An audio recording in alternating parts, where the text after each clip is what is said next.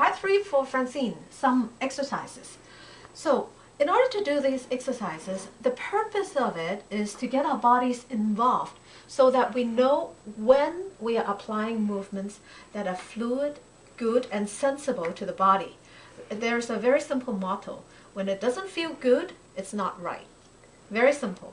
If it feels awkward, stressed, sudden, probably is not a good decision. So you have to find a way for the body so that it articulates itself in a very dynamic way, and that when you find a passage, that when you found a movement that's feeling good, easy, then you've probably gotten it. So the key word is easy and feeling right.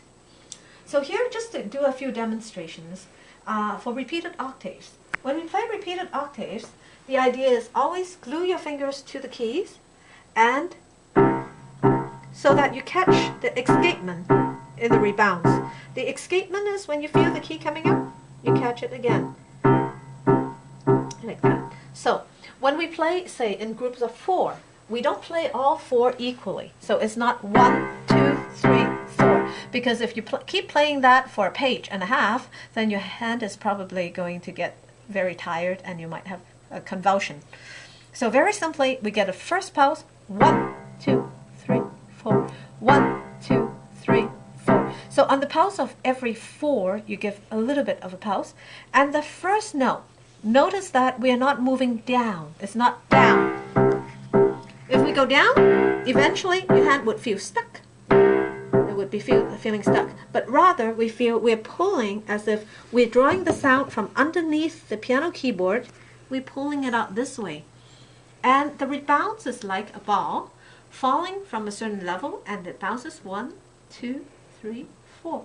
It goes from one level to the next, getting less and less a trajectory. So in this case, we pull out from there, 1, 2, 3, 4, 1, 2. Then we can later play a bit faster, which goes as 1, 2, 3, 4, 1, 2, 3, 4. Note that by doing this way, essentially you're only exerting on the first beat of each bar, instead of exerting on every beat, which tires out very easily, and also the sound is going to be a little too boring.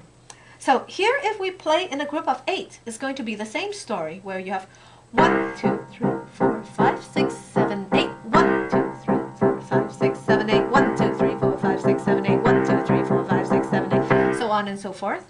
That means you apply a pulse on the first one and let it follow through with the next 7 so that you won't feel tired at all. In fact, the faster it is, the more sub-beats of rebounds you go through.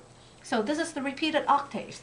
Now, so similarly, when we work on parallel 6, that's a very similar idea. So here we have, say, for instance, we play at the initial state, we draw the sound from the bottom to the next, like this. So the idea is to hop from one to the next, right over. So from the key, we bounce over right next to the next. Notice that we're not traveling in the air, nor are we going from high up, but right there. After you've gotten that, now we can link it up with an arm phrasing, meaning by guiding with the arm, you're connecting them like this. In one arm movement, you're carrying through 2 sixths. Now 3. Within one pulse, you carry through. Now 4. So it's kind of following a trajectory where you have the first pulse more, and the subsequent ones are simply rebounces, where you have 1, 2, 3, 4, and 5. 1, 2, 3, 4, 5, 6. 1, 2, 3, 4, 5, 6, 7. 1, 2, 3, 4, 5, 6, 7, and 8. 1, 2, 3, 4, 5, 6, 7, 8. So all in one breath. This is how we can achieve the sense of legato and continue.